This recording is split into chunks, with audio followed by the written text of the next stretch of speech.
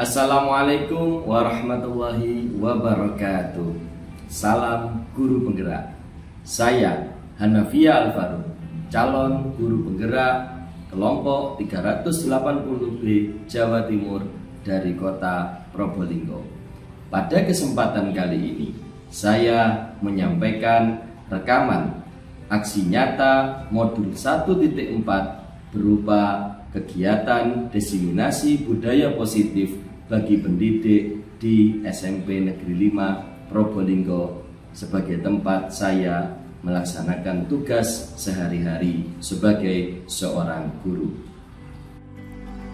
Sebelum melaksanakan kegiatan aksi nyata, saya telah membuat rancangan tindakan untuk aksi nyata dengan judul modul diseminasi budaya positif bagi pendidik SMP Negeri 5 Probolinggo. Hal yang melatar belakangi rancangan tindakan aksi nyata saya adalah budaya positif merupakan salah satu dasar terwujudnya sekolah sebagai tempat belajar yang aman dan nyaman untuk membentuk karakter murid berdasarkan profil belajar Pancasila. Budaya positif akan berjalan dengan baik apabila seluruh pemangku kepentingan sekolah memahami materi-materi inti yang menjadi elemen-elemen budaya positif. Salah satu upaya yang dapat dilakukan oleh guru penggerak dengan perannya sebagai pemimpin pembelajaran dan pendorong kolaborasi untuk memberikan pemahaman tentang budaya positif adalah melalui kegiatan diseminasi. Adapun tujuan dari tindakan aksi nyata yang saya lakukan adalah setelah mengikuti kegiatan diseminasi budaya positif, guru di SMP Negeri 5 Probolinggo diharapkan mampu menerapkan materi-materi inti di dalam kelas atau sekolah sehingga tercipta keyakinan kelas dan atmosfer pembelajaran yang berpihak pada murid. Sebagai tolok ukur, maka kegiatan diseminasi ini berjalan dengan lancar dan peserta kegiatan diseminasi memahami materi budaya positif yang dibuktikan dengan tersusunnya kesepakatan atau keyakinan kelas serta terlaksananya restitusi dalam penanganan masalah murid. Lini masa tindakan yang dilakukan untuk melakukan aksi nyata ini yang pertama, melakukan analisis kondisi dan kebutuhan. Kedua, menyusun rencana pelaksanaan diseminasi. Ketiga, menyampaikan proposal kepada kepala sekolah. Keempat, berkoordinasi dengan rekan sejawat. Kelima, mempersiapkan sarana dan prasarana diseminasi. Keenam, melaksanakan kegiatan diseminasi. Ketujuh, melaksanakan monitoring dan evaluasi. Kedelapan, penyusunan rencana tindak lanjut. Kesembilan, pendampingan tindak lanjut. Dan kesepuluh, menyusun laporan atau refleksi kegiatan. Adapun dukungan yang dibutuhkan, yang pertama, izin kepala sekolah melalui penyampaian proposal kegiatan. Yang kedua, peran serta rekan sejawat di mana saya membuat undangan dan daftar hadir kegiatan. Dan yang ketiga, dukungan sarana dan prasarana diseminasi, diantaranya ruang pertemuan, sound system, LCD proyektor, laptop, dan alat tulis. Berikut ini adalah video aksi nyata dalam bentuk diseminasi budaya positif bagi pendidik SMP Negeri 5 Probolinggo yang saya laksanakan. Assalamualaikum warahmatullahi wabarakatuh. Salam dan bahagia untuk Bapak Ibu hebat di SMP Negeri 5 Probolinggo yang pada kesempatan pagi hari ini kita bisa menghadiri kegiatan diseminasi materi budaya positif atas izin dan rahmat dari Allah Subhanahu wa Ta'ala. Pada kesempatan kali ini izinkan kami sebagai calon guru penggerak di angkatan 9 untuk melaksanakan kegiatan diseminasi budaya positif untuk pendidik di lingkungan SMP Negeri 5 Probolinggo. Bapak Ibu, untuk mengawali kegiatan pada pagi hari ini, mari kita berdoa agar apa yang kita laksanakan mendapatkan ridho dari Allah dan mendatangkan kebermanfaatan bagi kita semua. Mari kita berdoa mulai.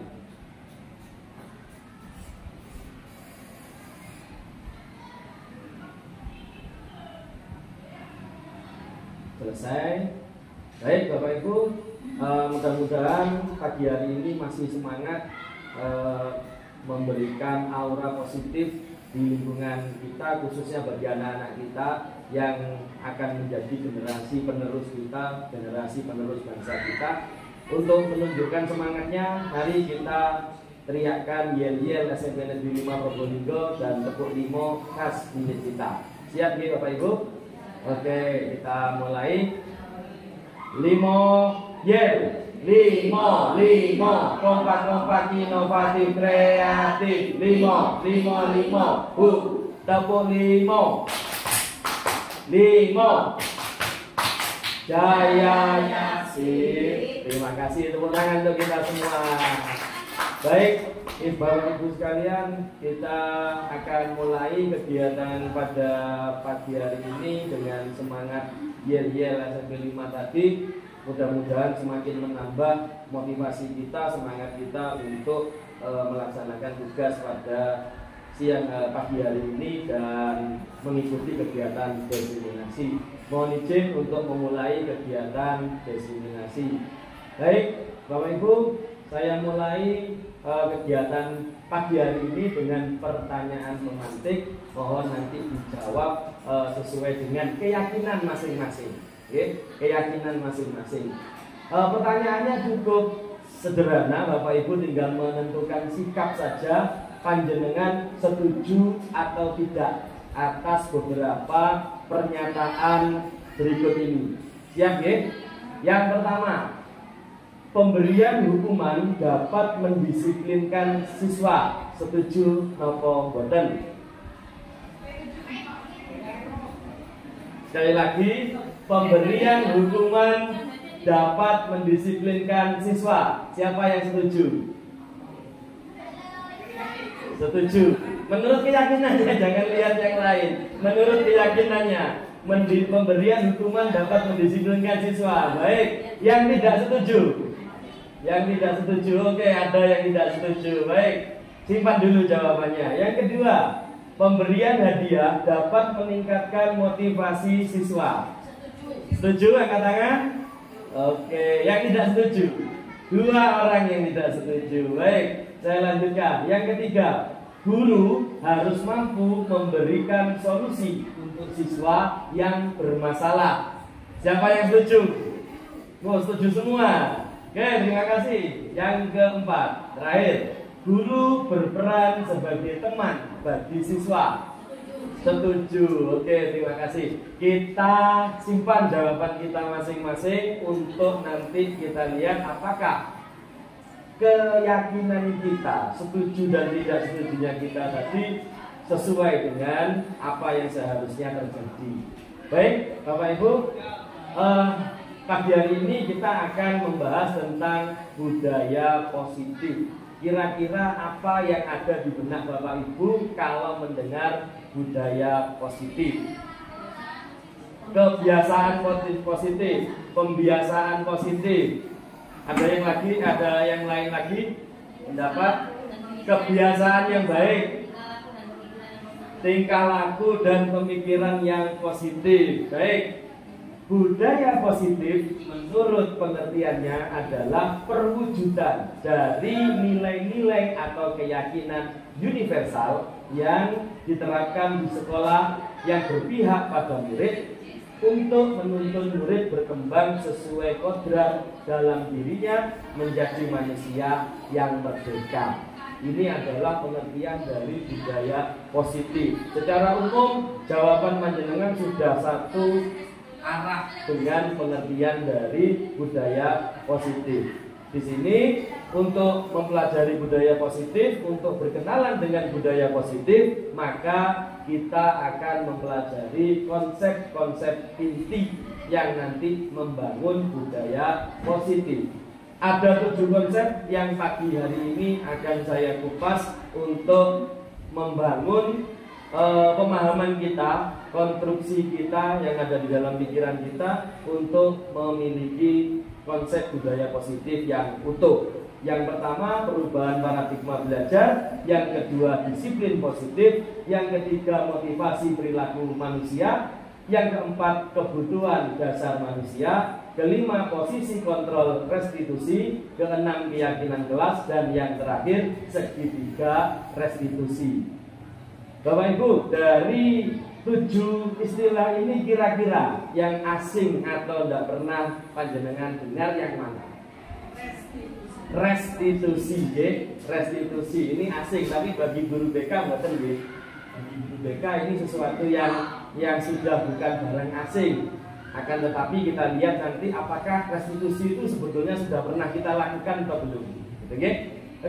Untuk yang pertama kita masuk pokok yang pertama, yaitu perubahan paradigma belajar. Untuk mempelajari ini, maka monggo kita mencoba suatu kegiatan yang namanya cobalah buka. Apa cobalah buka itu?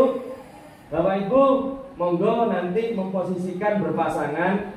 Ada yang berperan sebagai pihak A. Pihak A nanti mengepalkan tugasnya, mengepalkan tangan Anda, panjenengan kepalkan tangan Anda, dan coba bayangkan di dalam tangan itu ada sesuatu yang sangat berharga bagi kehidupan jenengan.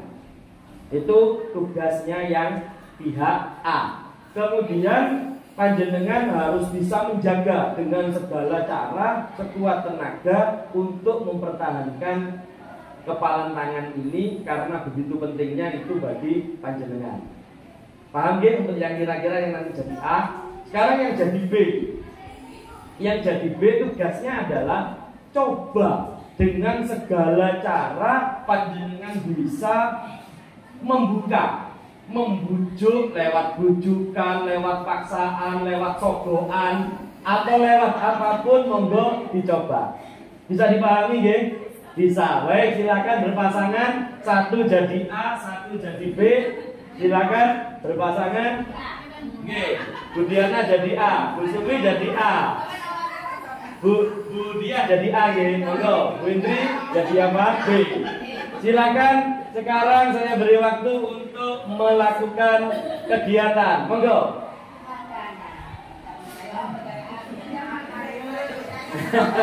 Silakan. Bagaimana caranya pihak B bisa merayu pihak A? Iya. Ada yang sampai teriak.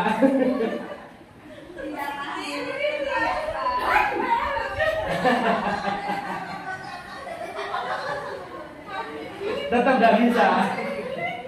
Baik, Bapak Ibu, terima kasih. Cukup untuk kegiatannya. Terima kasih, tepuk tangan untuk kita semua. Baik, Bapak Ibu, dari permainan cobalah buka ini, mari kita sedikit telaah. Yang pertama, pertanyaan pertama, apakah Anda atau rekan Anda bersedia membuka atau menutup tangan? Tidak. Tidak ada yang terbuka tadi tangannya. Tidak ada nih. Oke, ada. Tidak apa-apa ada. Ternyata ada Bapak Ibu yang tangannya terbuka. Bu Wanca terbuka tangannya. Nih. Yang kedua, pertanyaannya, mengapa rekan Anda atau Anda tadi melakukan hal tersebut? Kalau Anda lihat temannya tadi tidak membuka, kira-kira mengapa? Medit. Medit katanya. Kira-kira kenapa Bapak Ibu? Tidak ada iming-iming, rahasia. Karena itu sesuatu yang berharga, yang sangat penting bagi dirinya, sehingga orang lain tidak bisa mempengaruhi gitu, gitu. Baik, berikutnya. Dalam kegiatan ini sesungguhnya siapa yang memegang kendali atau kontrol untuk membuka atau menutup tangan tadi? Yang punya tangan. Orang lain tidak bisa mengontrol. Itu yang terjadi pada kita sebetulnya. termasuk anak-anak kita. Nanti kita bahas, anak-anak kita juga seperti itu, murid-murid kita juga seperti itu. Baik, kita sudah memahami satu konsep penting bahwa yang mengendalikan diri kita adalah kita sendiri. Yang bisa mengontrol diri kita adalah diri kita sendiri. Baik, Bapak Ibu, kita mengenal ada teori stimulus respon yang dikembangkan oleh Ivan Pavlov. Di sini kalau Pavlov menggunakan seekor anjing, di mana anjing tadi itu punya stimulus. Setiap dia lihat makanan, dia akan meneteskan air liurnya. Tetapi ketika dia mendengar bel, mendengar lonceng, dia tidak akan bereaksi, tidak menghasilkan air liur. Kemudian Pavlov mencoba melakukan pengkondisian. Dia menggunakan bel sambil memberi makanan. Ternyata anjing tadi bisa mengeluarkan air liurnya. Sehingga ini dilakukan berkali-kali sampai-sampai anjing tadi begitu mendengar lonceng dia mengeluarkan air liur. Ini adalah teori stimulus respon. Ada stimulus, ada rangsangan, dia merespon dengan cara kalau anjing tadi mengeluarkan air liurnya menjulurkan lidahnya. Ini yang kita sebut teori respon. Jadi apabila stimulus memberikan akibat yang positif atau memberi reward, maka orang tadi akan merespon dengan cara mengulangi. Oh, aku dikai hadiah lek rono, tak rono maneh kah? Oh, aku lek dibongkon wong iku oleh sesuatu, tak rono maneh kah, gendeng maneh kah? Itu adalah teori respon, stimulus respon.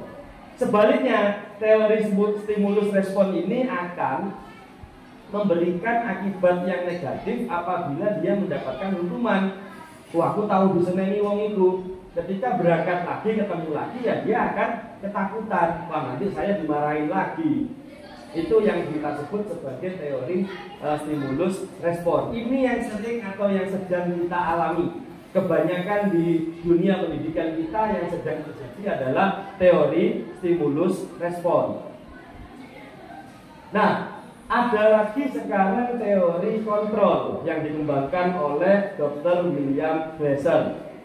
Ini dia mematahkan, ya, teori kontrol ini beliau meluruskan adanya miskonsepsi tentang makna kontrol. Yang pertama, kita mengalami ilusi.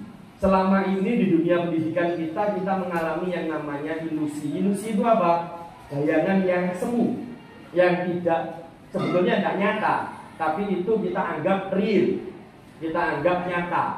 Apa? Yang pertama, guru mengontrol murid. Kita tentu sering memiliki perasaan kita bisa mengontrol murid, padahal murid mau kita kontrol ya karena dia mau, bukan karena kita. Tapi karena murid sendiri mau dikontrol oleh gurunya melalui pekerjaan, melalui tugas, melalui kalimat-kalimat atau kata-kata. Itu yang terjadi sebetulnya. Nah, ini ilusi sebetulnya. Bukan kita yang mengontrol murid, tapi murid sendiri yang mau dikontrol oleh kita. Kemudian yang kedua, ilusi bahwa semua penguatan positif efektif dan bermanfaat. Kita selalu beranggapan bahwa kalau kita memberikan sesuatu yang positif, kita memberikan penguatan, kita memberikan reward kepada anak-anak, selalu berdampak positif. Itu ilusi. Menurut William Glasser, itu ilusi. Berikutnya, ilusi bahwa kritik akan dan membuat orang merasa bersalah dapat menguatkan karakter. Kita sering kalau kita mengkritik anak-anak atau membuat mereka merasa bersalah, nanti pengennya dia lebih kuat, pengennya dia lebih termotivasi, pengennya dia lebih baik lagi. Itu ilusi sebetulnya Bapak Ibu. Yang terakhir, yang keempat, ilusi bahwa orang dewasa memiliki hak untuk memaksa. Ini yang kita rasakan. Kita sebagai guru, orang yang lebih dewasa daripada anak-anak, sering memaksakan kehendak kita, sering memaksakan kamu harus bisa ini, kamu harus tahu ini, kamu harus mau mengerjakan ini. Itu yang membuat kita terjebak di dalam ilusi-ilusi yang seharusnya itu tidak terjadi. Ini Bapak Ibu menurut teori kontrol. Nah, ini yang sedang kita paradigma yang sedang akan berjalan, yaitu perubahan paradigma stimulus respon ke paradigma teori kontrol. Pada perubahan ini, contoh kalimat atau contoh keadaan yang harus kita ubah, yang pertama misalnya realitas atau kebutuhan kita sama. Itu teori respon. Kita menganggap anak-anak kita sama, butuh matematika, butuh bahasa Inggris, butuh IPA, butuh mata pelajaran yang kita bawakan. Ternyata enggak. Menurut teori kontrol, kebutuhan kita berbeda. Ada anak yang dilahirkan dengan kemampuan matematika lebih tinggi, ada yang kemampuan seninya, ada yang kemampuan linguistiknya. Dan itu seharusnya tidak bisa kita samakan, kita paksa. Nah, itu yang kemudian nanti melahirkan paradigma merdeka belajar seperti yang sedang kita jalankan. Pembelajaran berdiferensiasi itu yang menjadi basicnya. Kemudian ketika kita punya anggapan dulu semua orang melihat hal yang sama, ternyata teori kontrolnya adalah setiap orang memiliki gambaran yang berbeda, tidak sama. Kita menganggap sesuatu itu sebagai sesuatu yang enak, yang baik, tapi orang lain bisa menganggap itu lain. Nah, itu yang harus kita pahami. Kita mencoba mengubah orang agar berpandangan sama dengan kita itu dulu. Teori dulu begitu. Kita harus bisa mengubah mindset anak-anak seperti mindset kita. Nah, itu sekarang tidak boleh. Sekarang ini kita mulai mengembangkan teori kontrol, bahwa kita berusaha memahami pandangan orang lain tentang dunia.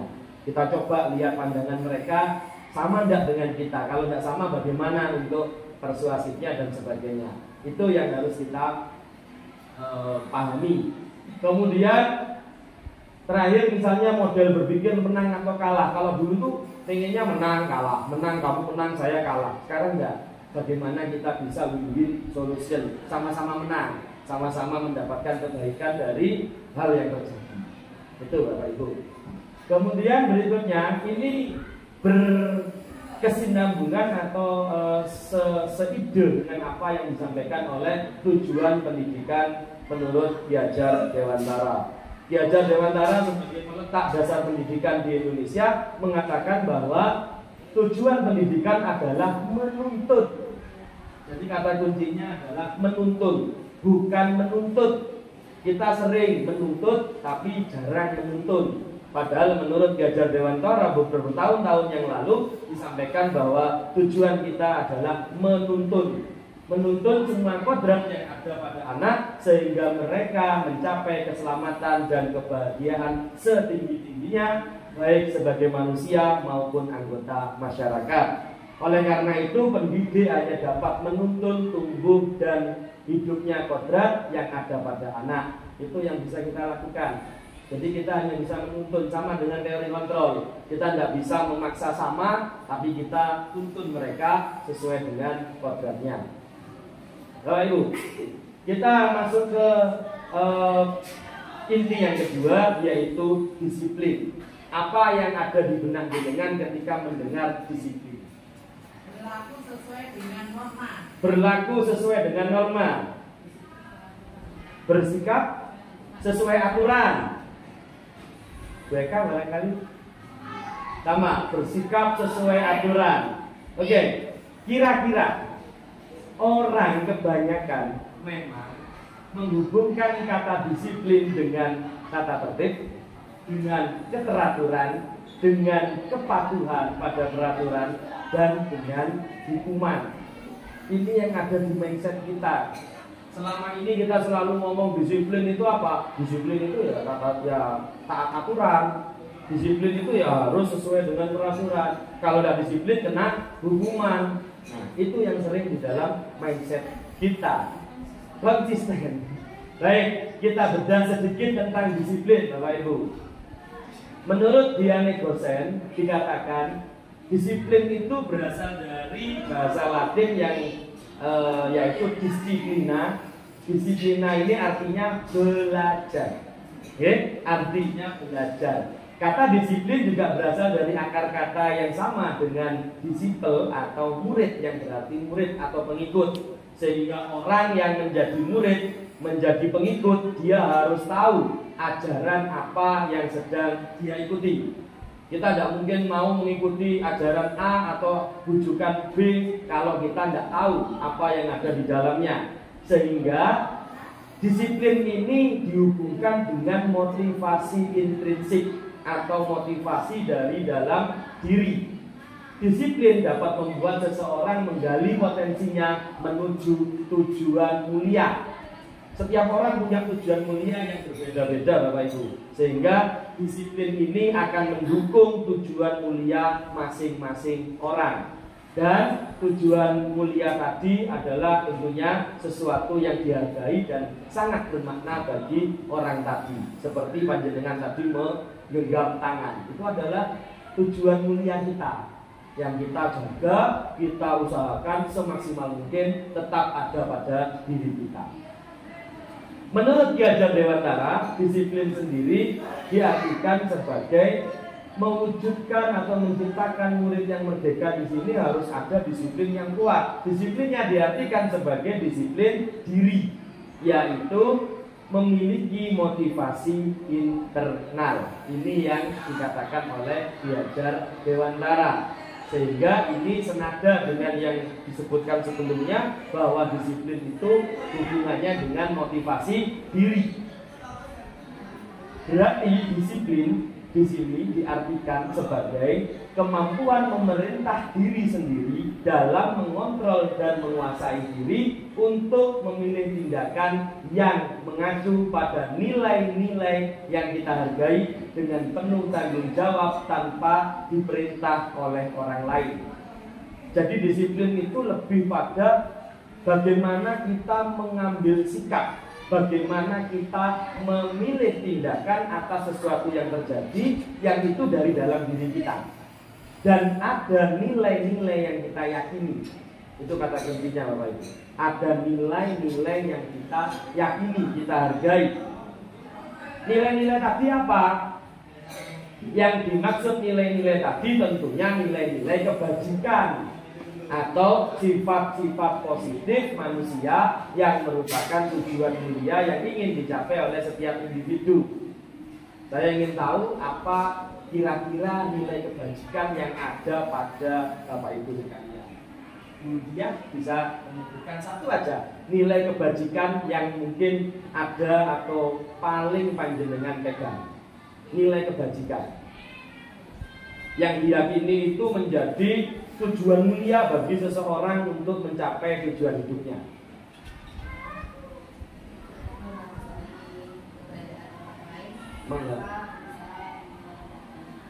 Menghargai keberadaan orang lain tanpa berusaha merendahkannya. Bu Indri barangkali satu kata tidak apa-apa.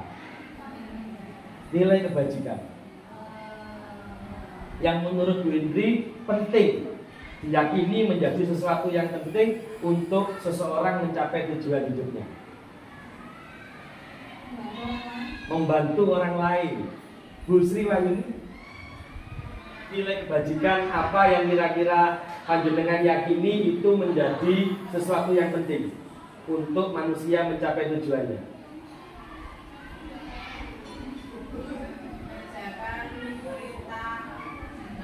Mengerjakan perintah agama. Saya yakin panjenengan semua punya nilai-nilai kebajikan, bisa jujur, tanggung jawab, termasuk disiplin, tertib. Nah, itu adalah salah satu nilai-nilai kebajikan yang ada di dalam diri kita, dalam pikiran kita.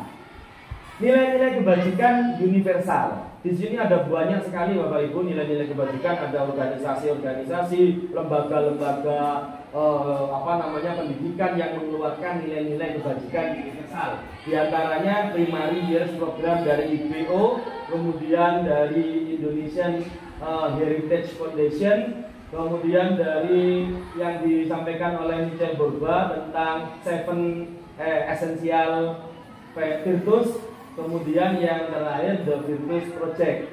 Ini banyak sekali di dunia tentang nilai-nilai kebajikan universal. Sekarang saat ini yang kita pakai, kita yakini sebagai nilai-nilai kebajikan universal sudah ditata, dituntut oleh pemerintah dalam bentuk profil pelajar Pancasila. Ini adalah nilai kebajikan yang saat ini menjadi pedoman kita dalam mendidik anak-anak kita. Ada beriman dan bertakwa, berkebinekaan global, bergotong royong, kreatif, bernala kritis, dan mandiri. Saya yakin panjenengan sudah hafal, sudah paham dengan profil pelajar Pancasila. Ini adalah nilai-nilai kebajikan universal yang kita yakini. Baik, kita menuju yang ketiga, yaitu motivasi perilaku manusia. Mari kita jujur bercermin. Coba panjenengan jawab pertanyaan-pertanyaan ini sesuai dengan hati nurani, sesuai dengan keadaan nyata panjenengan. Yang pertama, mengapa Anda membuat perangkat pembelajaran? Jujur, tidak apa-apa, jujur. Tidak ada kepada sekolah. Takut masuk blacklist. Jawaban, satu jawaban. Enggak, yang lain. Tuntutan pekerjaan. Dibaca kalau tuntutan. Budiana. Bisa ada jawaban. Iya Bu, kenapa menarik ini? Kalau pas memang saat diperlukan, memang biar kita tahu besok kita mau ada. Iya. Tapi ketika kita sedang belum mau membuat, belum disuruh membuat, Tuntutan. Terima kasih Bapak. Luar biasa. Jadi ada dua jawaban Budiana. Satu memang untuk kita itu nanti ngajar apa. Yang kedua tuntutan. Jujur sekali. Baik, yang kedua, mengapa Anda datang sebelum pukul 7? karena sebagai kita harus teladan kepada siswa. Memberi teladan kepada siswa. Hanya yang lain, jujur. Jujur. Apa tidak takut tidak bisa di ini? Ada anak yang bilang kalau suruh datang sebelum jam 7, gurunya datang telat kok enak. Nah, oke, berarti memang untuk meneladan ya, jadi teladan. Terakhir, mengapa Anda berpakaian seragam sesuai dengan ketentuan? Aturan. Malu kalau beda. Malu kalau beda. Bangga menjadi PNS. Bangga menjadi PNS. Tepuk tangan. Jawaban luar biasa ini. Ini tidak muncul di yang lain. Bangga sebagai PNS. Baik, Bapak Ibu. Masing-masing sudah menjawab di dalam hatinya, barangkali sudah punya jawaban dengan jujur. Mengapa Anda membuat perangkat, mengapa datang pukul 7, mengapa Anda berpakaian. Tentu ini ada alasannya, ada motivasinya. Maka kita lihat teori motivasi perilaku manusia. Bapak Ibu, teori perilaku manusia motivasi yang pertama ada untuk menghindari ketidaknyamanan atau hukuman. Ini biasanya orang yang memegang motivasi ini punya pertanyaan seperti itu. Apa yang akan terjadi apabila saya tidak melakukan? Nek aku kok gak gawe perangkat, ya Pak Noyo. Nah, disebut jenenge. Masuk blacklist. Dipanggil kepala sekolah. Nah, iya.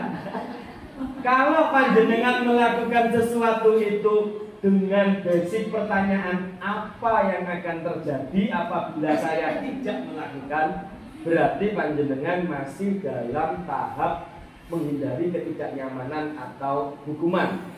Kita sering seperti itu, jujur saja sering. Saya juga sering seperti itu. Datang sebelum jam 7 hanya gara-gara untuk gak iso absen. Itu sudah sesuatu yang membuat kita ini masuk kategori ini, menghindari ketidaknyamanan. Kenapa kok pakai seragam sesuai aturan? Nek gak aku nguk malih metode dhewe isin. Nah, itu. Ini adalah motivasi yang pertama, dikatakan di sini yang paling rendah, karena kita hanya takut pada hukuman. Kemudian yang kedua, untuk mendapatkan imbalan atau penghargaan dari orang lain.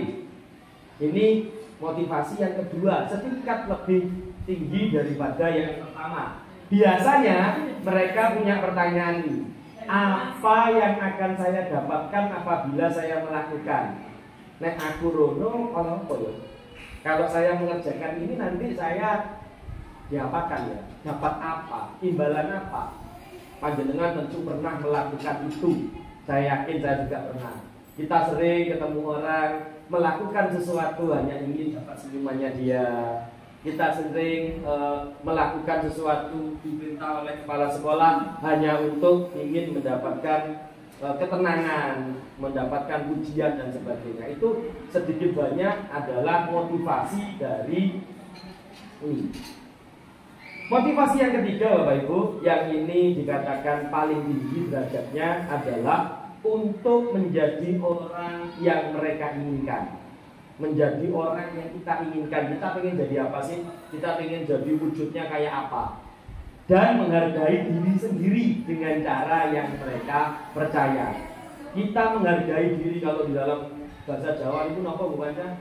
Ajining diri saka busana, ajining diri saka lati ya, Bu ya. Nah, ajining raga saka busana dan seterusnya. Nah, itu adalah bentuk penghargaan diri ini kalau muncul dalam diri kita, berarti motivasi kita melakukan sesuatu adalah paling tinggi.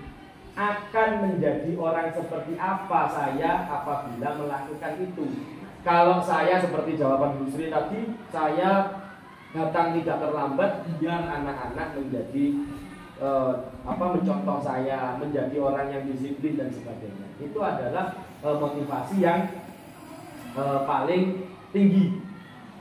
Baik, selanjutnya kita lihat di sini ada eksternal, dua ini dipengaruhi oleh orang lain, yang satu ini dari internal. Mana yang harusnya kita miliki? Ya yang internal.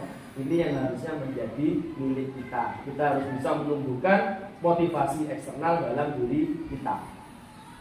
Kemudian hubungannya dengan itu, dengan disiplin, dengan motivasi perilaku ini, kita mengenal adanya hukuman, konsekuensi, dan restitusi. Ada 3 di sini. Kalau kita lihat pengelompokannya, hukuman ini di atasnya ada tulisan identitas gagal Bapak Ibu.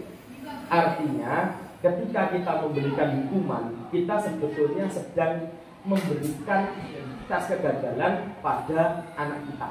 Itu kalau kita memberikan hukuman. Sementara identitas sukses itu dalam bentuk kedisiplinan. Nantinya ada 2 di sini kedisiplinan itu, ada yang berbentuk konsekuensi, ada yang berbentuk restitusi. Ini mirip-mirip, tapi bisa kita telah. Hukuman ini sifatnya tidak terencana. Jadi kita memberikan hukuman itu sewaktu-waktu. Kita memberikan hukuman itu sak-sak-nyet. Pada saat itu ada ada pelanggaran atau ada anak yang tidak sesuai aturan, kita beri hukuman. Itu namanya hukuman sewaktu-waktu. Murid tidak tahu apa yang akan terjadi. Jadi dia misalnya datang telat, dia tidak tahu nanti saya diapakan dia. Kalau ketemu Pak Hanafi mungkin disuruh ini, kalau ketemu Bu Diana nanti beda lagi mungkin. Dia tidak tahu karena hukuman terserah gurunya.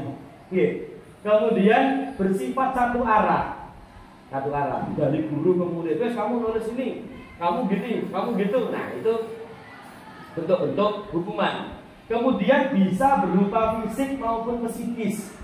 Bisa dimarahi, bisa dalam bentuk ayo pusat. Nah itu adalah hukuman. Dan ini yang harus diperhatikan, anak atau murid akan tersakiti ketika mendapatkan hukuman, entah sakit fisiknya maupun sakit psikisnya. Dia akan merasa sakit kalau mendapatkan hukuman. Kita lihat, kita bandingkan dengan konsekuensi. Konsekuensi ini sudah terencana, sudah disepakati. Itu konsekuensi. Dibuat oleh pihak guru atau sekolah. Jadi guru sekolah membuat suatu peraturan, tapi disepakati. Kalau kamu terlambat, maka kamu begini. Kalau kamu menghilangkan atau merusak barang sekolah, maka kamu begini. Itu konsekuensi. murid sudah tahu konsekuensi yang akan diterima bila melanggar. Itu konsekuensi. Jadi dia sudah tahu apa kalau saya terlambat, saya nanti apa. Kalau saya tidak upacara, apa. Saya tidak pakai dasi, apa. Itu sudah konsekuensi. Yang terakhir, restitusi. Restitusi ini lebih halus. Proses kolaboratif yang mengajarkan murid mencari solusi untuk masalah dan membantu murid berpikir tentang orang seperti apa yang mereka inginkan dan bagaimana harus memperlakukan orang lain. Itu adalah restitusi. Jadi kita berusaha untuk memahami anak, berusaha untuk menemukan solusi bersama dengan murid tadi. Tidak searah. Ini kira-kira pengertian dari perbedaan antara hukuman, konsekuensi, dan restitusi. Baik Bapak Ibu, ini panjangnya seperti ini kalau kita mau bedah semuanya. Jadi kalau hukuman misalnya sesuatu yang menyakitkan harus terjadi, kalau konsekuensi harus sesuatu yang harus terjadi, kalau restitusi merupakan pilihan. Jadi ini adalah penjelasan panjangnya, tidak saya bahas semuanya karena akan panjang ini memakan waktu yang cukup lama. Intinya adalah seperti tadi, bahwa hukuman itu bersifat searah, murid tidak tahu, tiba-tiba dan dibuat oleh guru. Kalau yang konsekuensi murid sudah tahu, tapi sedikit dipaksa. Kalau yang restitusi, kita berunding dengan murid, kita kolaborasi dengan murid, mencari solusi terhadap masalah yang dihadapi.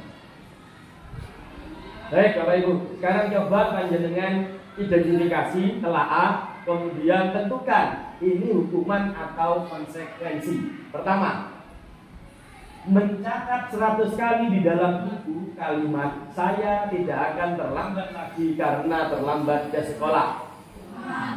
Hukuman apa ya? Konsekuensi. Hukuman. Kita lihat. Ternyata itu konsekuensi Bapak Ibu.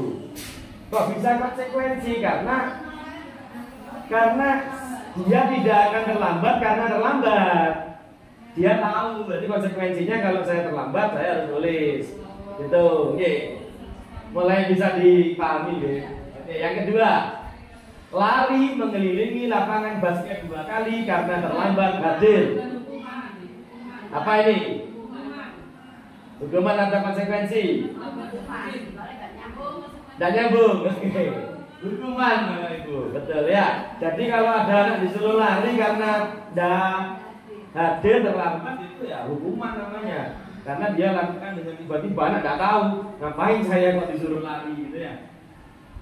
Membersihkan coretan yang dibuatnya di meja tulis. Konsekuensi. Coba pinter ya. Berikutnya, murid diminta push up 10 kali karena tidak menggunakan sepatu hitam. Tidak pakai sepatu hitam suruh push up. Hukuman. Karena itu tidak ada relevansinya. Apa hubungannya dengan sepatu? Berikutnya, membersihkan WC sekolah karena merusak barang kawannya. Hukuman. Betul sekali. Berikutnya yang terakhir, membersihkan tumpahan air di meja tulis karena kesenggol pada saat belajar. Itu adalah konsekuensi. Saya yakin panjenengan sudah punya gambaran mana yang hukuman, mana yang konsekuensi, sehingga kita bisa nanti memilih ketika ada anak bermasalah, ketika ada anak memiliki suatu kasus, panjenengan bisa menentukan. Ingat, hukuman adalah pemberian identitas negatif atau gagal kepada anak-anak kita. Tapi konsekuensi dan restitusi itu positif. Baik Bapak Ibu, satu hal lagi yang mungkin mengejutkan bagi kita, ya, kita sering mengatakan bahwa penghargaan itu baik. Ternyata ada teori yang mengatakan dihukum oleh penghargaan. Ketika kita sering memberikan penghargaan kepada anak, memberikan reward, memberikan hadiah kepada anak, maka ada dampak negatif. Ya, dampak negatifnya apa? Yang pertama, pengaruh jangka pendek dan jangka panjang. Ketika anak biasa panjenengan beri reward, panjenengan beri hadiah, panjenengan beri pujian, dia akan ngiteni. Oh, kalau aku oleh satu oleh ini, sehingga dia akan berdampak ketika ada jenengan dia mau. Nah, motivasinya karena ada ujian, ada ribet. Ketika mohon maaf panjenengan mutasi atau tidak masuk diganti guru lain yang tidak memberikan itu, maka dia males. Ngapain repot-repot, tidak ada hadiahnya. Nah, ini ternyata berdampak. Yang kedua, penghargaan tidak efektif.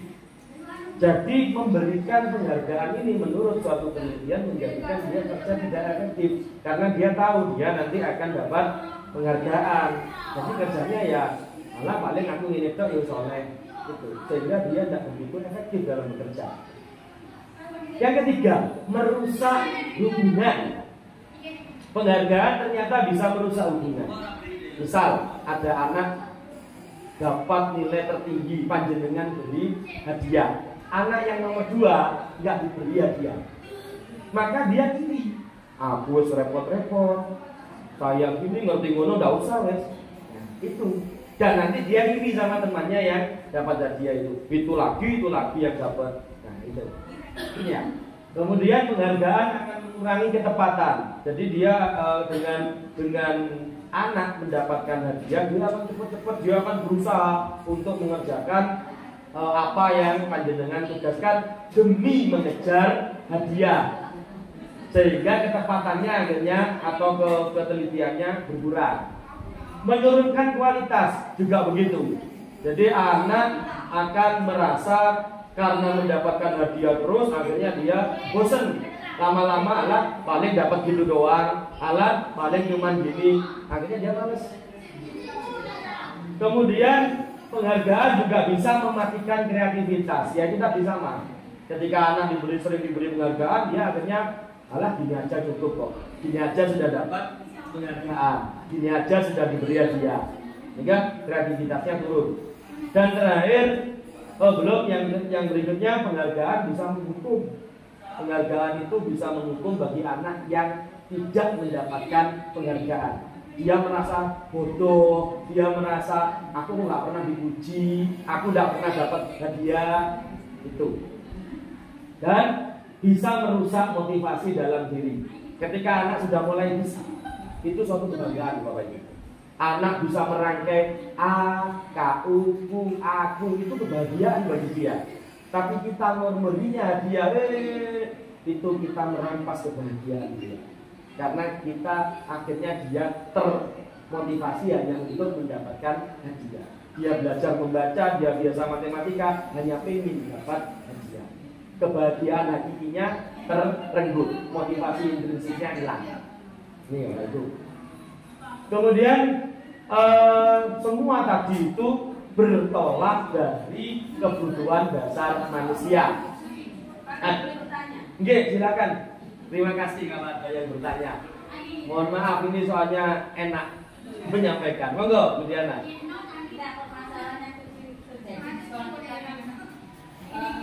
Terlambat. Masalah yang sering terjadi adalah terlambat. Kemudian hubungannya dengan tadi antara konsekuensi dan umat. Kalau terlambat, konsekuensinya apa kira-kira? Baik. Baik, terima kasih luar biasa Bu Diana, kunjung saya menjawabnya. Kalau terlambat, anak terlambat, ini belum selesai memang Bu.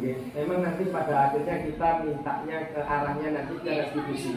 Sehingga ketika ada anak yang berkasus, anak yang kita anggap melanggar sesuatu, kita harus tahu dulu latar belakangnya. Kita tidak bisa langsung ngejudge, oh kamu terlambat, kamu harus push up, kamu harus begini. Tidak. Tapi kita harus tahu dulu bagaimana latar belakangnya dan kira-kira bisa nggak dia menyelesaikan masalah itu sendiri. Jadi sekarang itu paradigmanya diubah begitu. Jadi nanti sambil ini ya, sambil jalan nanti saya sampaikan Bu Diana. Saya keep dulu. Saya lanjutkan. Jadi ada kebutuhan dasar manusia, ada 5 kebutuhan dasar manusia. Yang pertama bertahan hidup, ini yang paling utama. Sehingga panjenengan butuh makan, butuh minum, butuh tidur, butuh melakukan hal-hal manusiawi lainnya. Itu adalah kebutuhan yang pertama, kebutuhan biologis. Sementara yang 4 ini kebutuhan psikis, kebutuhan akan penguasaan, kebutuhan akan kasih sayang dan rasa diterima, kebutuhan akan kebebasan, kebutuhan akan kesenangan. Ketika kita pengen diterima oleh teman-teman, kita berusaha menarik perhatian teman lain, itu berarti kita pengen diterima. Ketika kita tidak mau disuruh bikin ini, bikin RPP kok tanggal sak menit terakhir wayai aku kesel-kesel, itu berarti kebebasan. Ketika kita pengen bersenang-senang, kita pengen ngajar dengan cara kita, itu berarti kesenangan. Ketika kita berusaha mempengaruhi teman lain agar seide dengan kita, itu adalah kebutuhan penguasaan. Ini ada pada diri kita, termasuk pada anak-anak kita. Sehingga ketika kebutuhan-kebutuhan semua ini tidak terpenuhi, maka mereka akan melakukan perilaku yang menyimpang. Ada kebutuhan yang tidak terpenuhi satu aja, mereka akan menyimpang. Sehingga ketika kita jadi guru, harusnya mulai memahami kebutuhan apa yang tidak terpenuhi. Gitu. Sehingga kita bisa memberikan solusi, membantu menemukan solusi bersama-sama. Oke. Sekarang kita lihat satu kasus. Kebutuhan apa yang belum terpenuhi dari kasus ini? Monggo dibaca pelan-pelan sambil saya narasikan. Wali kelas 8H, ada ya 8H ya. Sedang bingung menghadapi ulah salah satu murid di kelasnya yang namanya Doni. Beberapa anak di kelas 8H datang kepada wali kelas tadi mengeluhkan Doni yang sering kali meminta bekal kepada teman-teman mereka dengan paksa. Ya, jika Anda wali kelas 8H, menurut Anda kira-kira apa alasan Doni melakukan itu? Dia mereka kelaparan, terus belum sarapan. Baik, ada lagi kelaparan. Ekonomi keluarga. Iseng. Kenapa Bu? Usil. Baik, itu kira-kira jawaban kita kalau melihat kasus ini. Mari kita telaah kebutuhan apa yang sebetulnya belum terpenuhi. Yang pertama, apabila jawaban Doni karena ia lapar dan orang tuanya tidak membawakannya bekal, saya lapar Bu, saya tidak dikasih saku, tidak dikasih bekal sama orang tua, maka ini adalah kebutuhan bertahan hidup. Berarti dia memang butuh itu makanan itu, sehingga dia maksa temannya. Tetapi kalau jawaban Doni, saya senang karena teman-teman jadi memerhatikan saya. Ya, maka itu adalah rasa keingin diterima. Ya, karena dia butuh perhatian. Kalau jawaban Doni, saya jadi hebat, saya merasa hebat Pak, karena teman-teman takut sama saya. Nah, itu permasalahan. Nah, kemudian kalau Doni merasa bosan Pak, saya sebetulnya dapat bekal, tapi itu aja, punya teman-teman lebih enak. Saya tidak punya teman-teman, berarti itu adalah kebebasan yang belum terpenuhi. Dan yang terakhir, apabila dia iseng, tadi jawabannya iseng karena ingin melihat, senang lihat koncone tertindas, berarti itu adalah kebutuhan yang belum terpenuhi, kesenangan. Dari satu kasus ini kita bisa melihat ketika ada satu kejadian, ternyata ada 5 kemungkinan kebutuhan yang belum terpenuhi. Maka sebagai guru kita harus bisa menelaah kira-kira kebutuhan apa dari anak ini yang belum terpenuhi. Karena kalau sudah tidak terpenuhi pasti akan menyimpang, dia akan cari sesuatu untuk memenuhi itu. Itu Bapak Ibu, oke? Kemudian dalam, silakan Bu.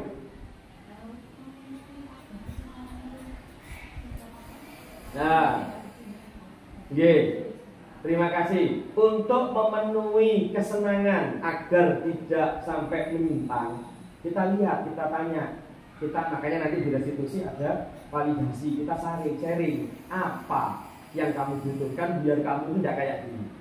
Apa yang bisa kita lakukan agar kamu merasa puas dengan pembelajaran kita. Itu nanti di akhir ada yang namanya pembelajaran reflektif kan, tapi kita belum sampai ke sana. Jadi nanti seperti itu. Jadi gitu Bu. Jadi kuncinya adalah komunikasi. Baik, mohon izin melanjutkan keyakinan kelas. Kita masuk ke yang keyakinan kelas. Ada peraturan, ada keyakinan. Ada satu pertanyaan, mengapa kita memiliki peraturan tentang penggunaan helm pada saat mengendarai roda 2? Yang kedua, mengapa kita memiliki peraturan tentang penggunaan masker dan mencuci tangan? Untuk apa, Bapak? Keamanan.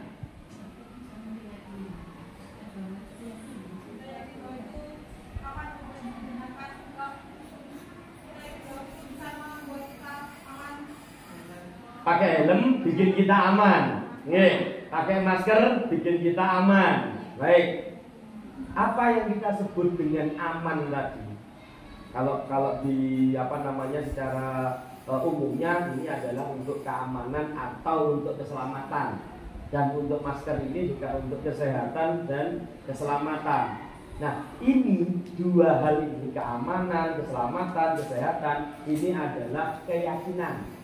Kita yakin kalau kita pakai helm, walaupun tidak ada polisi, kita yakin kalau kita pakai helm kita akan selamat.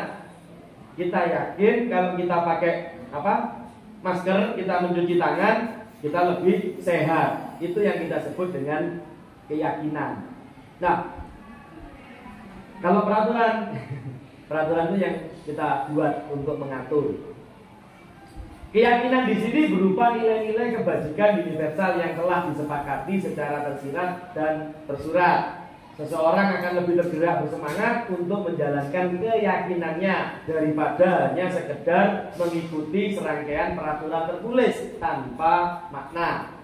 Kita membuat peraturan banyak, Bapak Ibu, A sampai Z, mulai berangkat sekolah sampai pulang sekolah. Tapi itu tertulis toh dan satu arah dari kita, maka itu tidak ada maknanya bagi anak-anak.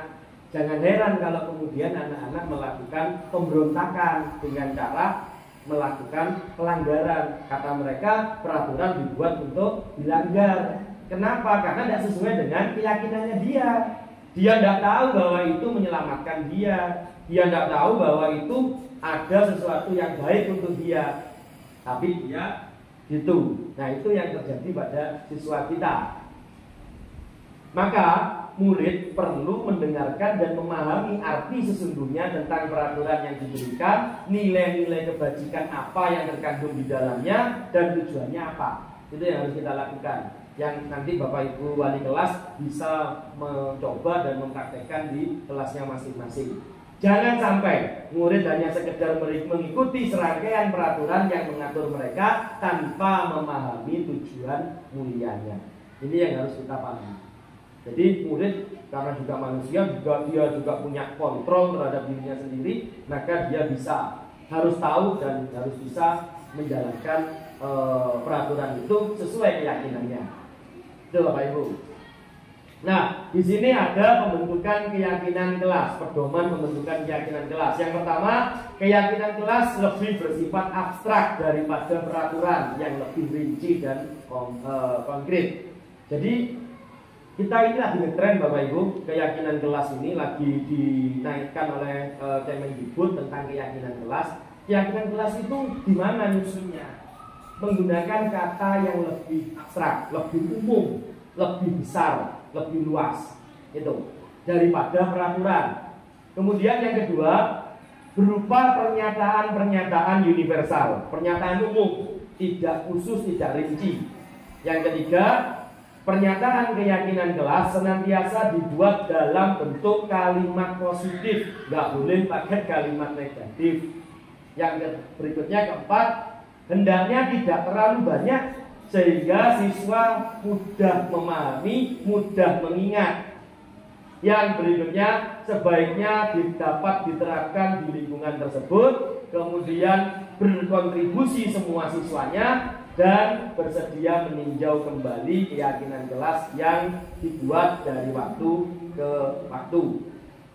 Itu adalah prinsip dari pembentukan keyakinan kelas. Sekali lagi, ini nanti coba panjenengan ini karena kita mengarah ke sekolah penggerak, harusnya mulai memiliki keyakinan kelas. Oke. Prosedurnya bagaimana? Nah, prosedurnya seperti ini. Yang pertama, anak-anak diajak curah pendapat. Jadi anak-anak diminta untuk menyampaikan anak-anak agar kelas kita nyaman, agar kelas kita ini aman, tenang, enak untuk belajar. Coba kita buat aturan apa yang mengikat kita semua. Itu yang kita tawarkan kepada mereka. Jadi dalam bentuk curah pendapat. Kemudian masukan-masukan dari anak-anak tadi kita catat, kemudian kita tulis di satu tempat, baik itu di plano atau di papan tulis, di mana semua anggota bisa membaca. Selanjutnya disusun keyakinan tadi sesuai dengan prosedur yang tadi, jadi menggunakan kalimat yang universal dengan mengganti kalimat-kalimat dalam bentuk negatif menjadi positif. Anak-anak itu kan kadang-kadang yang buat peraturan, Pak, tidak boleh makan minum di kelas, tidak boleh membuang sampah sembarangan, tidak boleh, dilarang. Nah, itu kita bentuk positif. Itu kita bentuk positif. Kemudian dari kalimat-kalimat tadi kita ajak mereka menemukan nilai kebajikan atau keyakinan yang dituju. Karena ini yang akan kita masukkan dalam daftar keyakinan. Lalu ditinjau ulang, jangan terlalu banyak Bapak Ibu. Membuat keyakinan kelas jangan terlalu banyak seperti peraturan ada 25, ada 30, jangan. 5, 10 itu sudah banyak ini. Setelah keyakinan kelas dibuat, maka semua warga kelas diminta untuk melihat dan tanda tangan di situ untuk menyatakan bahwa kita yakin itu. Dan yang terakhir dilekatkan, ditaruh di tempat yang mudah terbaca oleh seluruh anggota kelas. Contoh pembentukan keyakinan kelas, contohnya begini Bapak Ibu. Anak-anak kita minta membuat kalimat peraturan dulu. Kita minta membuat kalimat peraturan. Ini kalimat peraturan. Seperti dilarang membuang sampah sembarangan, tidak boleh terlambat mengumpulkan tugas, dilarang merusak fasilitas sekolah, dilarang mencontek. Ini dari anak-anak. Dari anak-anak, saya hanya membuat contoh aja. Dilarang mengganggu teman saat pelajaran. Nah, setelah ini tahap ini terselesaikan, kita ubah bersama-sama dalam bentuk kalimat positif. Misalnya, dilarang membuang sampah sembarangan, kita ganti kalimatnya, mengumpulkan sampah di tempatnya. Kemudian tidak boleh terlambat tugas, mengumpulkan tugas tepat waktu. Dilarang mencontek saat penilaian, mengerjakan penilaian secara mandiri. Dilarang mengganggu teman saat pembelajaran, mengikuti pembelajaran dengan baik. Ini adalah kalimat positifnya.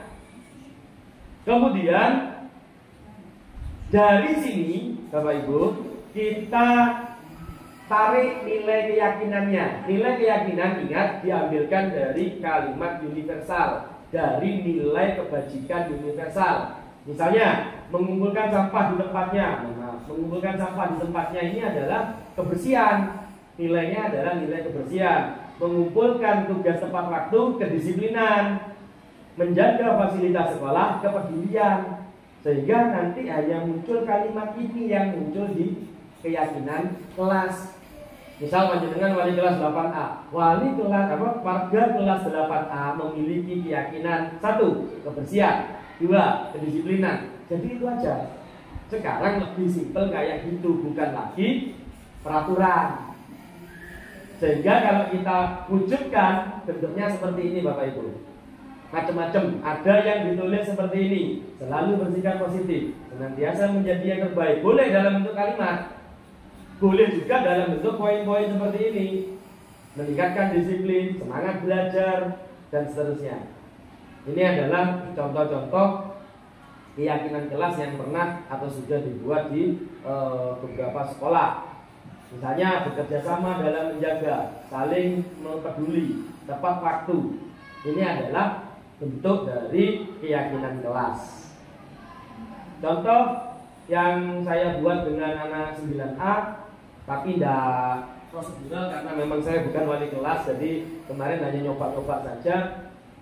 Mereka mengusulkan intak Pak, intak ditulis, jujur, disiplin. Nah, di bawahnya kita beri, kami warga 9A yakin bahwa berintak adalah kekuatan utama. Disiplin adalah kesukses akan menjadi sukses dan seterusnya. Ini keyakinan. keyakinan yang dipegang oleh seluruh warga kelas, baik wali kelas, bapak ibu guru maupun anak-anak. Ini yang harus dipegang. Sehingga mereka hanya menghafalkan 8 ini. Apa keyakinan kelas kamu? Ini. Ini terlalu banyak ini juga. Jadi gitu ya bapak ibu untuk membuat keyakinan kelas. Terus Pak, keyakinan kelas apa cuma gini doang? Terus bagaimana penerapannya? Di situ ada pendalaman keyakinan kelas. Ini sing rada umet. Karena di balik satu kata tadi terdapat beberapa poin. Misalnya kita menggunakan tabel T begini. Hormat, kita tadi misalnya menulis di keyakinan kelas. Keyakinan kelas 9A hormat, menghormati orang lain. Nah, maka yang dimaksud menghormati orang lain itu butirnya apa saja? Ini. Ya. Datang tampak seperti ini, tidak tampak seperti ini. Jadi yang dimaksud hormat itu kelihatannya ini. Yang muncul itu datang tepat waktu, menyapa teman dan guru, mengembalikan barang dengan mengucap terima kasih. Itu berarti dia punya nilai keyakinan hormat. Kalau dia tidak hadir terlambat, tidak acuh kepada teman, tidak mengembalikan, itu berarti dia melanggar keyakinan kelas. Itu seperti itu. Jadi ada 2 hal yang harus kita buat, yaitu tampak dan tidak tampak. Kemudian yang kedua bisa menggunakan tabel Y, tapi ini agak sulit Bapak Ibu, dalam arti agak lebih ruwet ya, walaupun lebih bagus. Misalnya ada keyakinan kelas, setiap anggota kelas melakukan tugasnya, maka terdengar, jadi di kelas itu harus ada kata-kata atau muncul ini, selamat siang Bapak, izin dan sebagainya. Itu berarti melakukan tugasnya. Terlihat menghargai, berbagi, dan berperilaku ini, senyum dan sebagainya. Itu adalah pendalaman tentang keyakinan kelas. Kemudian berikutnya ada 5 posisi kontrol. Oke. Yang terlihat tadi ya. Oke. Kan itu berupa sikap, apakah tidak dilakukan karena kita tidak bisa nggak kelihatan kalau itu menghargai pendapat orang lain. Oke, itu sikap. Betul. Berupa sikap. Jadi terlihat ini ketika kita melihat anak-anak kita menghargai pendapat orang lain, berarti dia sudah punya nilai kebajikan itu. Bukan, berperilakunya itu yang muncul kelihatan dari luar, yang dalam bentuk gestur gitu. Oke.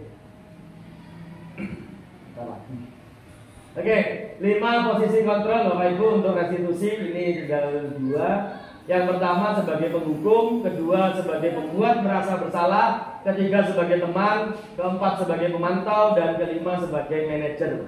Kira-kira panjenengan kalau membaca ini dulu, paling sering ketika menemukan anak bermasalah, posisinya sebagai apa Bapak Ibu?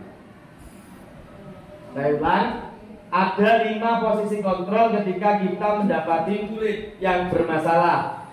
1 sebagai penghukum, 2 sebagai pembuat merasa bersalah, 3 sebagai teman, 4 sebagai pemantau, 5 sebagai manajer. Kira-kira selama ini yang panjenengan sering lakukan sebagai apa?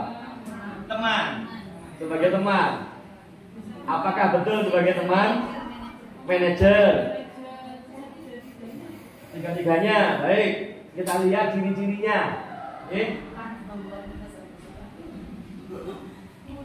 Ini ada suaranya mungkin. Tes satu.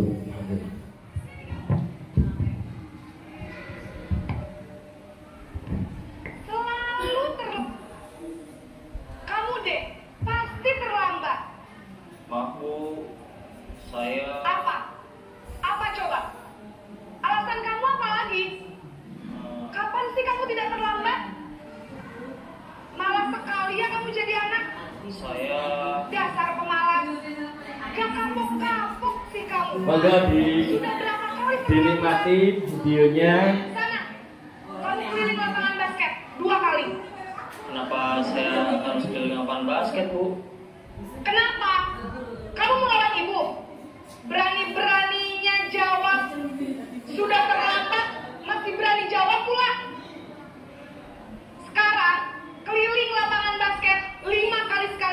biar kapok. Cepat, pergi sana ke lapangan basket. Baik, Bapak Ibu. Ini adalah ilustrasi guru yang memposisikan sebagai posisi penghukum ketika menghadapi murid. Kira-kira bisa dilihat ya, ciri-cirinya apa? Kita lihat. Ditandai orang yang menghukum itu nada suaranya tinggi, matanya melotot-melotot gini, jarinya nunjuk-nunjuk, malang kerik, menghardik, menggunakan hukuman fisik maupun verbal. Itu adalah tanda-tanda kalau kita memposisikan sebagai kamu gitu aja tidak bisa, masa? Nah itu berarti kita sedang jadi penghukum. Ya, kamu berapa hari PR dari kerjakan? Nah itu penghukum. Kamu sudah saya beri, kamu. Nah itu penghukum Bapak Ibu. Itu ya. Coba kita lihat sekarang akibatnya. Akibatnya kemungkinan murid akan marah, kemudian akan benci dan dendam kepada kita, bahkan bisa bersifat agresif. Dulu pernah ada mungkin Bu Indri pernah tahu ada anak saking dendamnya ke guru sampai sabelnya itu disobek pakai cutter, bannya dijojok, saking anak itu sering digini-ginikan. Nah, ini ya Bapak Ibu, kalau kita sering menjadi penghukum maka anak akan bersifat agresif. Sekarang kita lihat kalau yang membuat merasa bersalah. Pancet wong. Naren,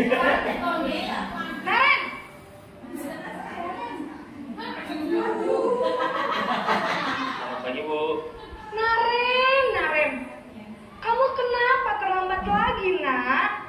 Ya Tuhan, Naren, kamu senang ya bikin ibu susah ya?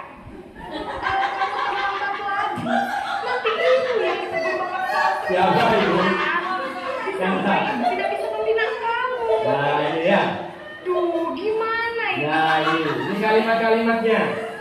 maaf Bu. Duh, Gusti Naren, kamu suka ya kalau ibu ditegur bapak kepala sekolah? Kalimatnya. Terus, sekarang ibu harus tulis apa yang di buku absen? Ini kamu sudah sering terlambat loh. Ibu harus apa coba? Maaf Bu, maaf sekali. Ya sudah, lain kali jangan bikin ibu susah lagi ya Nak ya. Ibu tidak akan kuat lagi kalau kamu begini terus. Bisa jantungan kalau ibu tegur. Bisa jantungan. Alah cepat, kelas. Maaf ya Bu, maaf sekali. Baik Bapak Ibu, itu untuk yang kedua, posisi merasa bersalah. Kita sering mungkin kayak gitu ya, nadanya memelas, pakai nada yang halus, tubuhnya merangkap ke anak. Kamu nggak kasihan Pak sama saya? Kalau saya nggak bisa mengumpulkan nilai ya apa? Nah itu bentuk dari itu Bapak Ibu, lesu, menggunakan keheningan, diem gitu. Sudah, coba kamu pikir, disuruh diem ya. Yang membuat murid tidak nyaman, akhirnya muridnya bingung, aku butuh lapo, butuh ngomong-ngomong. Nah, merasa bersalah atau rendah diri. Kamu nanti kalau saya dimarahin ibu kepala sekolah gimana? Gak kasihan kamu. Nah, itu membuat anak merasa bersalah. Oke, kalimatnya kurang lebih seperti itu. Hasilnya murid akan merasa bersalah dan dia akan merasa menjadi orang yang gagal karena tidak bisa membuat bangga, tidak bisa membahagiakan orang lain di sekitarnya. Yang lebih berbahaya lagi, murid bisa memendam emosi dan kesedihan yang dalam yang bisa itu meledak. Ini lebih berbahaya Bapak Ibu daripada yang pertama.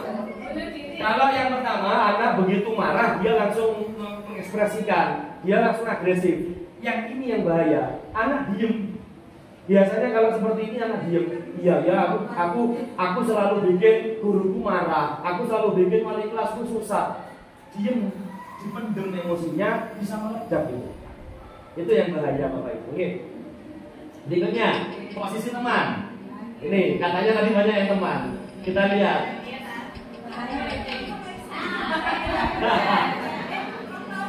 Naren, Sampai hafal gini. Selamat pagi Bu. Wah, sudah jam berapa ini nak? Terlambat lagi ya saya. Habis saya rumah banget ke saya Bu. Kamu mau menyalahkan ibu kamu. Kamu bukannya anak yang larinya paling kencang. Kok terlambat sih? Iya Bu, saya memang terlambat bangun tadi. Jadi biarpun saya lari kencang, tetap gak kecenjar Bu. Ya sudah sana. Nanti lain kali larinya lebih kencang lagi ya. Biar gak terlambat lagi. Bikin seneng ibu. Demi ibu. Bisa kan? Siapa itu? Beresin urusan absen. Siapa itu? Kamu ini ada-ada saja. Gitu Ki. Baik, ini kalau kita memposisikan sebagai teman, tandanya apa? Nada suaranya ramah, akrab, penuh canda, tubuhnya merapat dengan bersahabat begitu Ki. Matanya dan senyumnya terlihat jenaka. Kamu kok ngono sih? Oh, sok sih kan itu ndak iso ta. Nah, itu bentuk-bentuk dari posisi teman. Menggunakan hubungan yang baik dan humor untuk mempengaruhi murid. Ayolah, demi ibu loh, masa ndak iso? Bisa ya? Nah, itu ya. Nada-nada semacam itu. Monggo nanti dilihat. Saya tadi bener nggak jawabnya. Hasilnya murid akan merasa senang dan akrab dengan guru. Akan tetapi ini yang harus dipahami, murid menjadi tidak mandiri serta tergantung dan mengandalkan guru tersebut. Jadi kalau ada masalah dengan guru tersebut, dia santai. Dengan guru lain tidak bisa mengatasi. Iya. Yang benar seperti apa? Oke, kita lihat.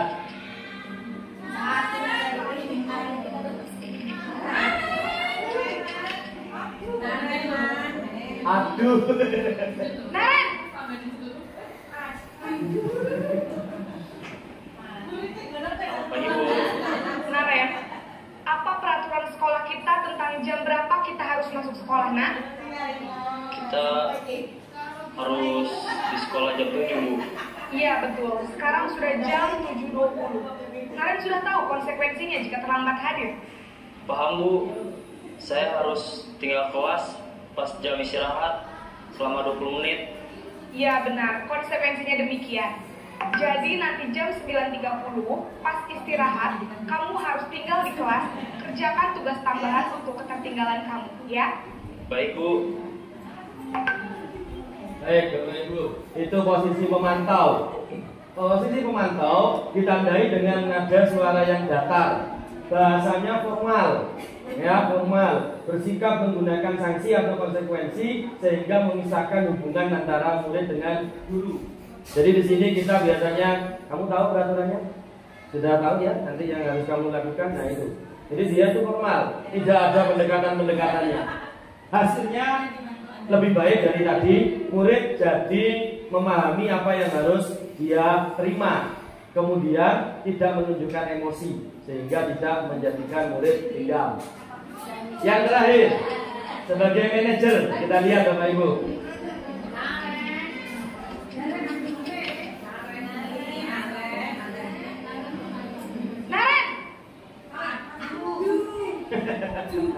Kenapa aduh terus ya? Selamat pagi Bu. Selamat pagi, Naren. Maaf Bu, saya terlambat. Iya, sekolah masuknya jam 7, sekarang sudah jam 7.20. Jadi sekarang bagaimana ini, Naren?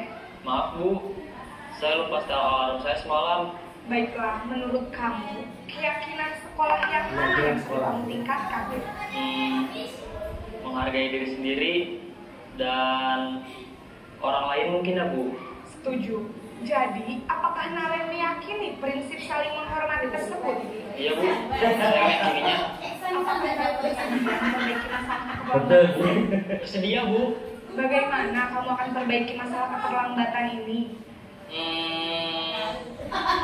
Saya akan coba untuk tidak lupa menyetel alarm saya Bu. Baik, kalau Naren mau menyetel alarm di rumah, ada orang yang kira-kira bisa bantu mengingatkan tidak? Ada Bu, kakak saya, Kak Emma. Ada lagi selain Kak Emma? selain Kak Emma, ada ibu saya. Baik, jadi yang mengingatkan Naren adalah Kak Emma dan ibu kamu ya. Kira-kira akan mulai setel alarm kapan nih Naren? Setelah pulang sekolah, akan segera saya lakukan. Baik, jadi Naren akan setel alarm untuk bangun besok pagi dan akan diingatkan oleh kakak dan ibu dan Naren ya. Ada lagi yang mungkin perlu dilakukan Naren? Iya. Agar tidak terlambat bangun Saya lagi. setuju. Tidak ada, Bu. Baik Naren, terima kasih untuk udah sama kamu. Sekarang kamu perlu kembali ke kelas untuk belajar. Baik, Bu. Terima kasih. Ya. Baik itu Bapak Ibu, posisi memang agak lama ya. Agak lama. Kenapa ya? Karena kita harus menggunakan pendekatan yang lebih manusiawi, ya. Nadanya tulus, bahasa tidak kaku, kemudian mempersilahkan murid bertanggung jawab atas perilakunya, mendukung murid menemukan solusi. Jadi kita tanya-tanya terus. Ya. Hasilnya murid merasa lebih nyaman, memiliki rasa tanggung jawab atas perilakunya, muncul konfidensi dan kemandirian. Ini posisi kontrol. Panjenengan yang mana tadi?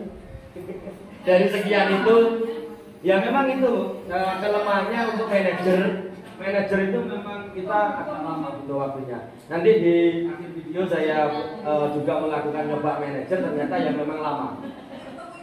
Pemetaannya seperti ini Bapak Ibu. Ketika kita punya posisi kontrol, ada motivasi eksternal dan intrinsik atau internal.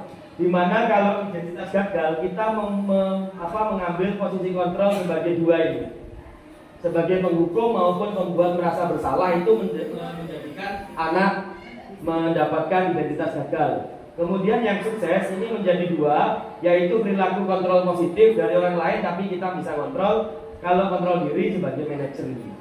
Ini adalah pemetaan dari 5 posisi kontrol. Terakhir, materi terakhir yang tadi asing menurut Bapak Ibu adalah segitiga restitusi. Segitiga restitusi ini perlakuan segitiga yang menggunakan tiga tahap. Yang pertama menstabilkan identitas, validasi tindakan, dan menanyakan keyakinan. Menstabilkan identitas ini membantu murid tenang. Anak yang melakukan kesalahan itu pasti tidak tenang. Nah, kita itu tugasnya menenangkan. Menenangkannya bagaimana? Dengan mengatakan bahwa kesalahan itu adalah bagian dari pembelajaran. Misal ada anak salah, kita sampaikan, nggak apa-apa, wajar kamu seperti itu. Nggak apa-apa, bukan kamu saja yang melakukan. Ya, tidak apa-apa, saya juga kalau jadi kamu akan seperti itu. Itu adalah bentuk dari menstabilkan identitas. Berikutnya, validasi tindakan yang salah. Di sini kita ingin mengetahui apa sih yang dia lakukan, alasannya apa, sejauh mana, dan sebagainya. Dan kita mendukung yang dia lakukan itu untung tidak lebih berat dari yang kamu lakukan ini. Itu. Tapi kita tidak boleh mengatakan yang dia lakukan adalah benar. Dan yang terakhir, menanyakan keyakinan. Kita hubungkan dengan nilai-nilai keyakinan, kemudian kita minta dia menemukan solusinya. Itu yang ketiga. Baik Bapak Ibu, saya mencoba menyampaikan, melakukan segitiga restitusi. Oke. Dilihat kasusnya ada anak berkelahi. Ada Pak, itu Pak di kelas tapi marah ini kan. Sampai tidak ya. Panggil sini ya, Pak Pikir. Ya, makasih. Assalamualaikum Pak. Pencitraan di pas. Ya, nak ya. Sini. Ini duduk sini dulu ya. Ini saya mencoba menggunakan posisi manajer dan segitiga restitusi. Nanti ada tahap-tahap. David tahu kenapa kok dipanggil ke sini? Apa? Saya baru sampai marahin Mika. Marahin Mika. Kenapa kok bisa marahin Mika? Kan Mika kan teman sebangku kamu. Itu Pak, Mika itu ya nyontek, terus itu lo ulangan nyontek, terus gimana gak kesel saya Pak? Kasusnya anaknya nyontek. Oh gitu ceritanya. Itu pas ulangan harian ya? Iya. Kalau gitu kejadiannya ya wajar lah kalau kamu sampai marah-marah kayak dulu harus ngomong wajar gitu ya. Hampir tiap itu ya. Iya, tiap ulangan tiap Saya pun kalau punya teman, saya pun kalau melakukan hal yang sama di posisi kamu, itu adalah menstabilkan. Karena dia datang dalam keadaan marah, dalam keadaan salah. Kita betulkan. Lakukan itu. Kamu berhak marah seperti tadi. Kamu berhak marah. Kamu boleh melakukan itu. Setelah itu kita juga harus bisa untuk menyelesaikan masalah ini dengan baik. Gitu ya Rafi ya. Ya siap. Baguslah kalau kamu punya kesiapan untuk memperbaiki masalah tadi ini. Memang lama. Terus tadi gimana? Waktu kamu marah, apa yang kamu lakukan? Sebenarnya saya marah-marah cuma hendaknya nggak keras. Setelah itu saya nggak main fisik sih Pak, cuma saya dorong sampai ke situ. Terus gimana? Tidak sampai jadi pukulan? Enggak sampai ya. Cuma saya dorong. Nah, ini saya validasi. Karena yang saya dengar kamu kan pinter karate. Nah, terus kalau anak yang bisa karate tapi mau bisa menahan dirinya, marahnya nggak sampai fisik, itu sudah kita jadikan dia positif. Apa yang kamu lakukan tadi itu kan mesti ada alasannya tuh. Iya Pak. Kita sampaikan, kita tanya apa alasannya kamu melakukan itu. Saya sama Fikar itu udah 3 tahun. 3 tahun berkelas ya. Memang lama. Dari kelas 7, 8, 9 itu selalu terjadi. Cuma 2 tahun belakangan saya masih pendam Pak. Nah, kelas 3 ini kan karena emang lulus saya ngejar nilai, ya saya nggak ikhlas banget gitu. Jadi ya saya itu ya alasannya. Oke, alasanmu sementara bisa saya kita bisa menerima alasan, itu adalah validasi. kejadiannya. Validasi bahwa oke lah, alasanmu saya terima. Tapi bukan berarti kamu berarti. Nah, gitu ya. Dengan kemarahanmu tadi, menurut kamu tindakanmu tadi itu kita mulai mengarahkan sesuai enggak dengan keyakinan kelas, sesuai enggak dengan adab, sesuai enggak dengan aturan norma yang berlaku. Itu adalah mana yang meyakinkan, menanyakan keyakinan. Karena keyakinan kelasnya kita kan menghargai teman, saling menghargai teman ya. Jadi kamu punya terus kita minta solusi kepada anak itu. Kita persilahkan mikir sendiri solusinya. Kira-kira tindakan apa yang bisa kamu lakukan untuk mengatasi masalah sendiri menjadi lebih baik? Mungkin tindakan saya terbanyak untuk membuat negara lebih baik itu mengajak belajar bersama mungkin ya Pak ya. Mengajak belajar bersama. Iya Pak. Dia mau kalau diajak bersama kira-kira? Mungkin mau Pak. Mau ya? Iya. Terus apa lagi? Mungkin kalau saya sudah mempunyai ilmu ini langkah-langkah yang ketiga tadi. Nanti kalau ada seperti ini anak sudah mulai bisa berpikir sendiri. Dari emosi bisa menggunakan logikanya. Itu yang diharapkan. Iya Pak, bagus sekali. Kalau kamu sudah bersedia melakukan itu, artinya kamu bisa memperbaiki keadaan yang sedang terjadi ini. Iya Bu ya. Mudah-mudahan apa yang akan ini kasus yang pertama, saya percepat. Kasus yang kedua. Ayo saya punya jangan dibuka. Ini saya ambil. Nanti silakan temui saya di Latifah ya.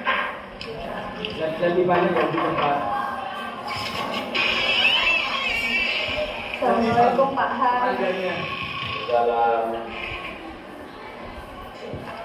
Oh, saya ya. Silakan duduk dulu saya.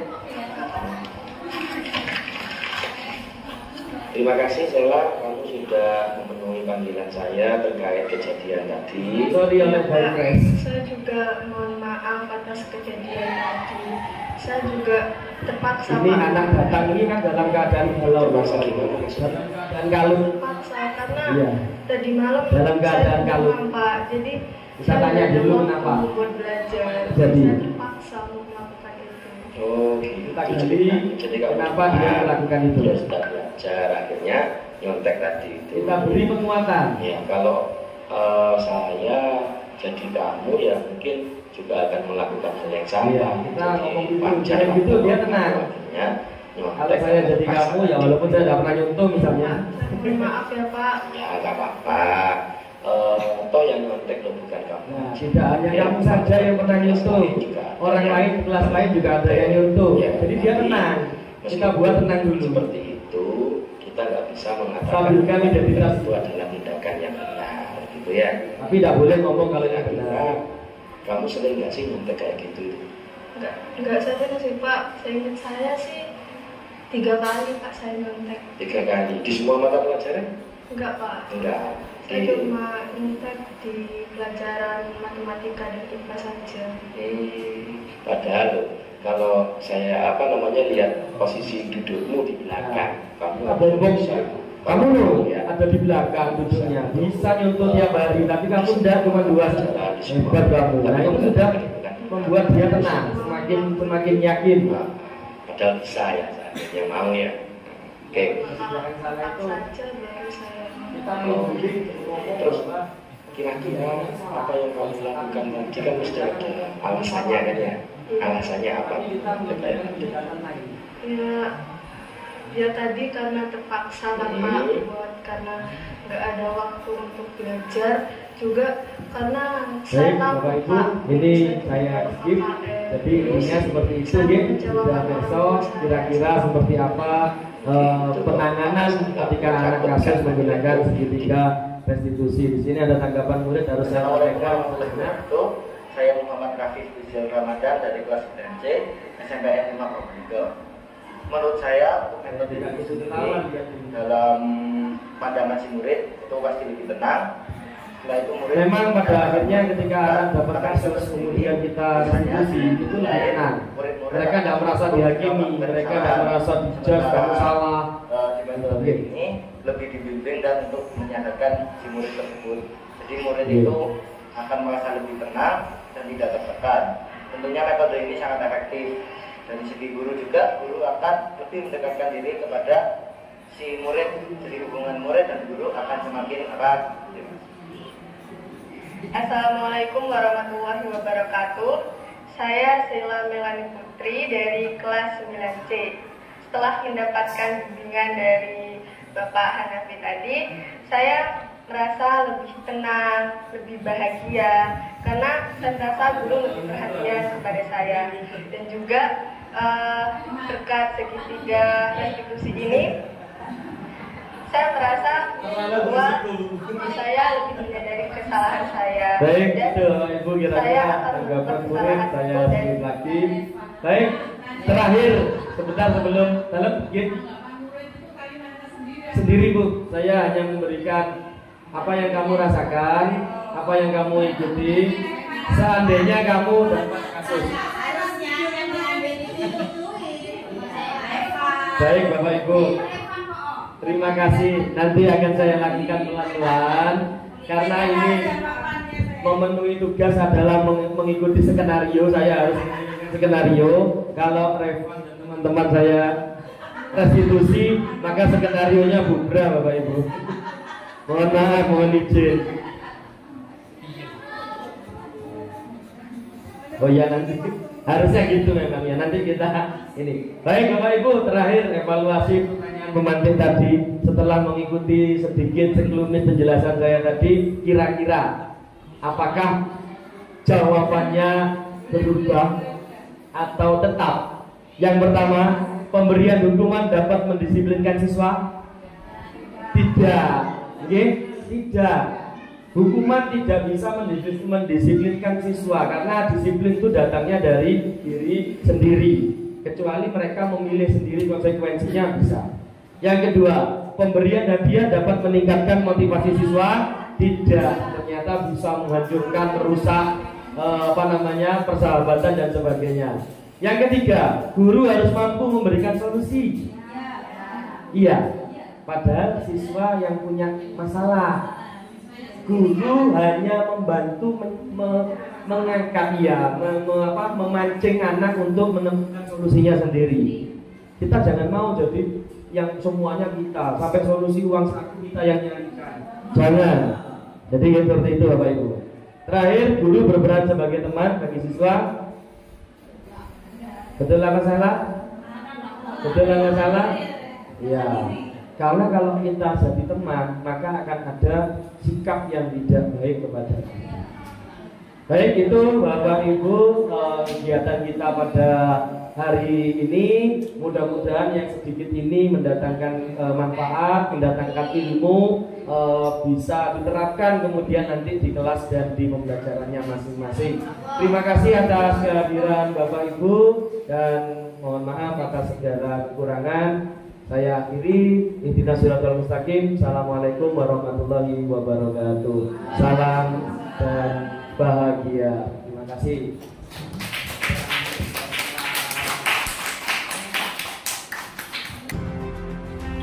Demikianlah aksi nyata yang saya lakukan pada modul 1.4 berupa kegiatan diseminasi budaya positif bagi pendidik di SMP Negeri 5 Probolinggo.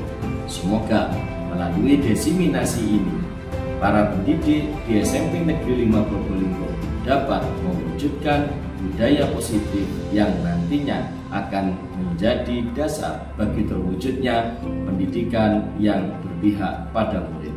Saya Hanafiah Al-Faruq, terima kasih, salam dan bahagia.